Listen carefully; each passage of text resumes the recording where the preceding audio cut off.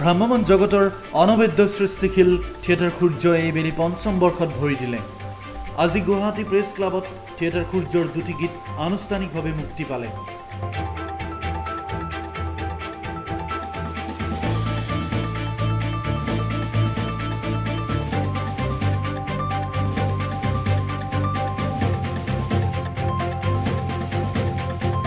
এই শুভক্ষণত উপস্থিত থাকে অসমৰ জনপ্ৰিয় সংগীত পৰিচালক শ্ৰদ্ধাৰ শিল্পী ভূপেন উজীৰ, শিল্পী শান্তা উজীৰ, বিশিষ্ট নাট্যকাৰ অভিজিৎ ভট্টাচাৰ্য, শিল্পী ধনদা পাঠক, দীক্ষু, অজয় ফুকন, পাপৰিকে ধৰি সূৰ্য থিয়েটাৰৰ প্ৰযোজক মনীন্দ্ৰ বৰ্মন, অভিনেতা অভিনেত্ৰী সুকুমাৰ, মীনাক্ষী নেওগ, দেৱাশ্ৰী গগৈ, দীপাংকৰকে ধৰি কেইবাগৰাকী বিশিষ্ট শিল্পী, কলাকুশলী আৰু অসমৰ প্ৰায়বোৰ জনপ্ৰিয় সংবাদ প্ৰতিষ্ঠানৰ কৰ্মী উপস্থিত থাকে।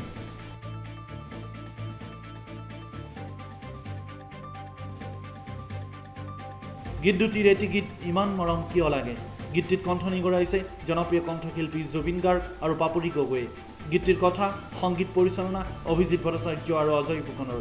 আৰু এটি গীত তেজাল তেজাল, জনপ্ৰিয় কণ্ঠশিল্পী দীক্ষুৱে কণ্ঠনি গৰাইছে, সংগীত পৰিচালনা অজয় ফুকনৰ। যোৱা বছৰৰ অতি জনপ্ৰিয় গীত যাযাবৰী প্ৰিয়াৰ দৰেই তেজাল তেজাল গীতটি জনপ্ৰিয়তাৰ শীৰ্ষ পাব বুলি বিশিষ্ট শিল্পীসকলৰ লগতে থিয়েটাৰ সূৰ্যৰ শুভাকাংক্ষীসকলে আশা কৰিছে। মৰম দুপাহু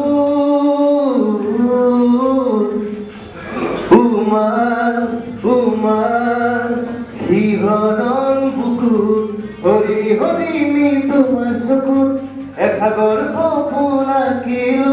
আমি দ্য আছাম এক্সপ্ৰেছৰ ফালৰ পৰাও থিয়েটাৰ সূৰ্যলৈ অভিনন্দন তথা শুভেচ্ছা জ্ঞাপন কৰিছোঁ। প্ৰত্যেক বছৰৰ দৰে এইবেলি থিয়েটাৰ সূৰ্য দৰ্শকৰ হৃদয়ত জীপাল হওক।